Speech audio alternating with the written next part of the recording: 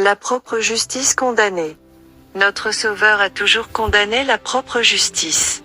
Il a enseigné aux disciples que la religion la plus noble est celle qui se manifeste d'une manière calme et effacée. Il les a avertis d'accomplir leurs œuvres de charité avec discrétion, non pour l'apparence, ni pour être loués ou honorés des hommes, mais pour la gloire de Dieu, n'espérant de récompense que dans le monde à venir. S'ils devaient accomplir de bonnes actions pour être loués des hommes, aucune récompense ne leur serait accordée par leur Père céleste.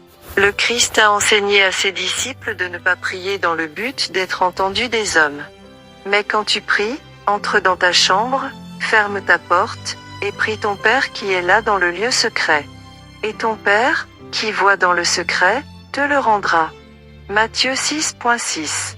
De telles expressions provenant des lèvres du Christ montrent qu'il n'approuvait pas ce genre de piété si répandu chez les pharisiens. Ces enseignements donnés sur la montagne montrent que les œuvres de bienfaisance prennent une forme noble et que les actes de culte religieux exhalent un plus précieux parfum lorsqu'ils sont accomplis sans prétention, dans la repentance et l'humilité. C'est la pureté du mobile qui sanctifie l'action. La véritable sanctification consiste à se conformer totalement à la volonté de Dieu. Les pensées et les sentiments rebelles sont vaincus et la voix de Jésus fait naître une vie nouvelle qui pénètre l'être tout entier. Ceux qui sont réellement sanctifiés ne prendront pas leur propre opinion comme norme du bien et du mal. Ils ne seront pas bigots ou propres justes.